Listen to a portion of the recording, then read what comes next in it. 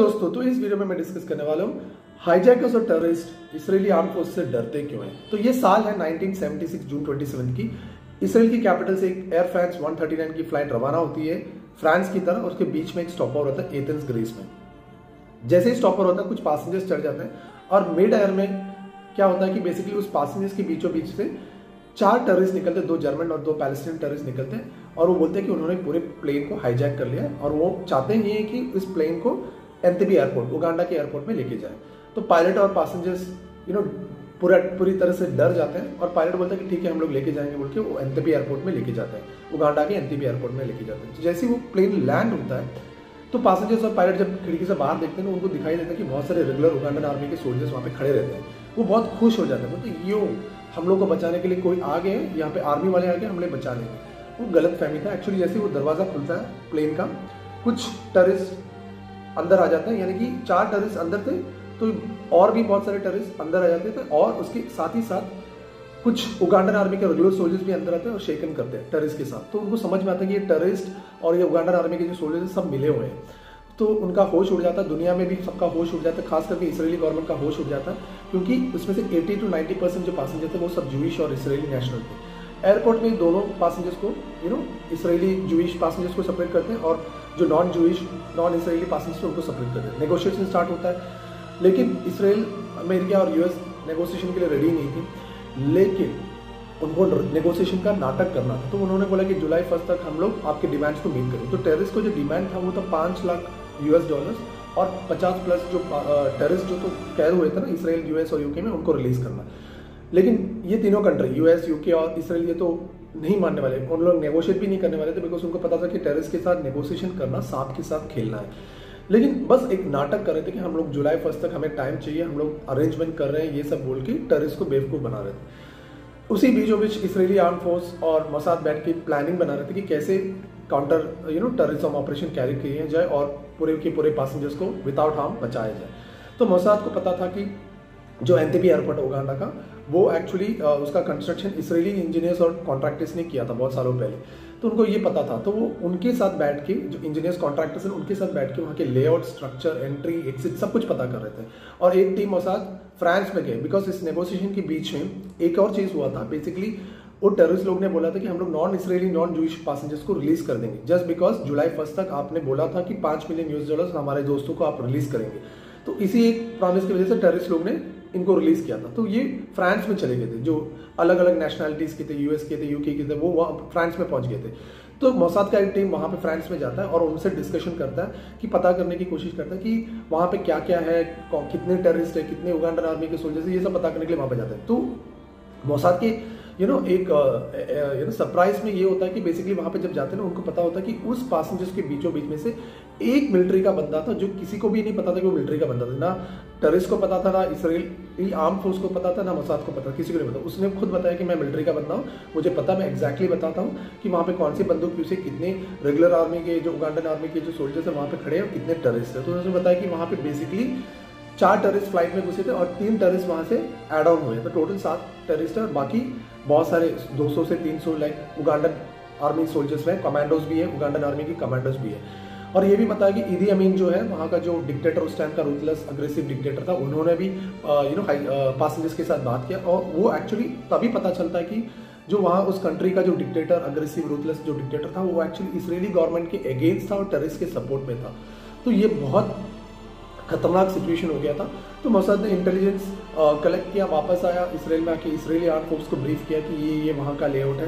तो उन्होंने 2 प्लान बनाए। तो पहला जो प्लान था वो था कि एंतेबे एयरपोर्ट, जो उगांडा का जो एंतेबे एयरपोर्ट है उसके पास एक लेक विक्टोरिया बोल के एक लेक है, तो उसमें उन लोग एयर ड्रॉप करेंगे, ये जो कमांडोज को एयर ड्रॉप करेंगे, वहाँ से उन लोग रबर बोट से जाएंगे या तैर के जाएंगे और वहाँ पर जाके अटैक करेंगे। लेकिन प्रॉब्लम ये था कि जो लेक विक्टोरिया था उसके अंदर बहुत सारे नाइल क्रोकोडाइल्स थे, वो मैन ईटिंग लाइव क्रोकोडाइल्स थे, नाइल क्रोकोडाइल्स थे और वहाँ पे जाना, तैरना, रबर बोट में जाना बहुत खतरनाक था।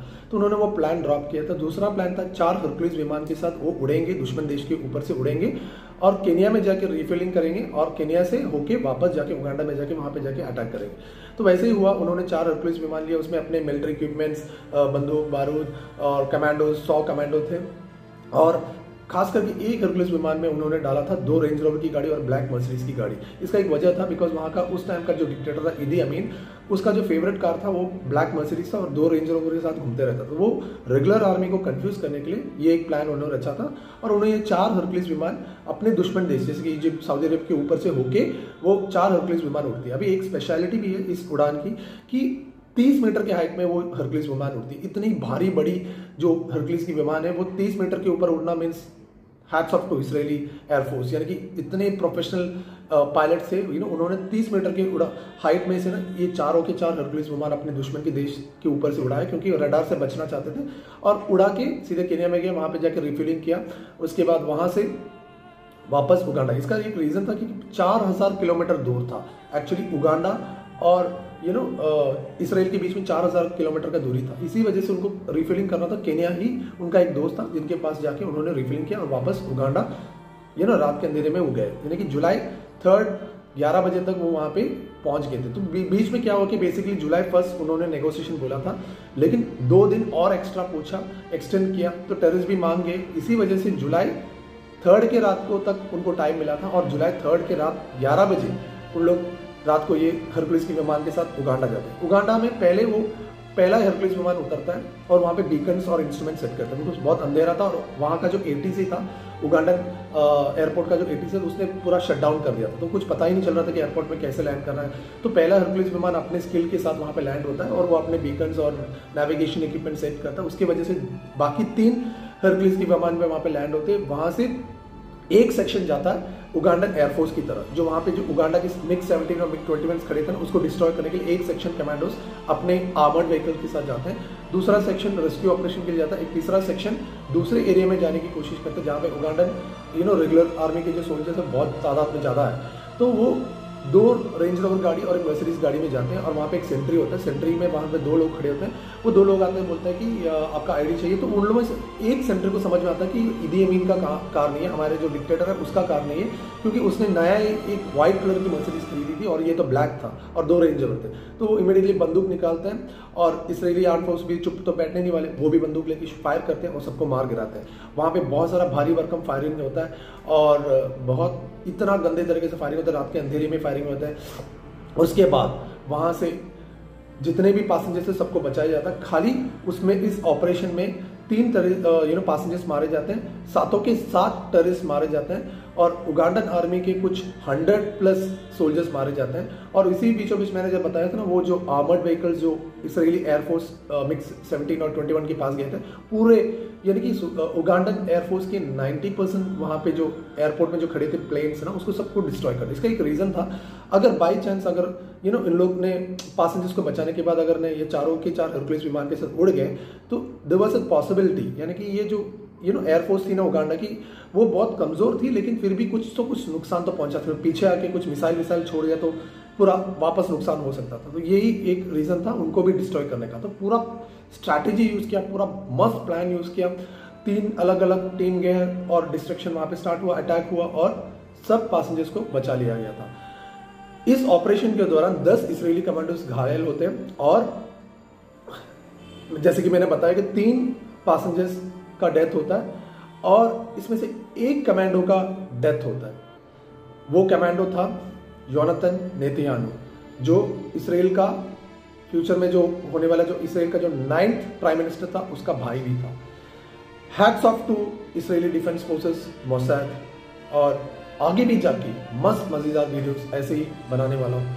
मैं आप सबसे विनती करता हूँ, रिक्वेस्ट करता हूँ, काइंडली मेरे चैनल को, वीडियोस को लाइक, शेयर और सब्सक्राइब कीजिए। Mithun Devdas signing off till the next video.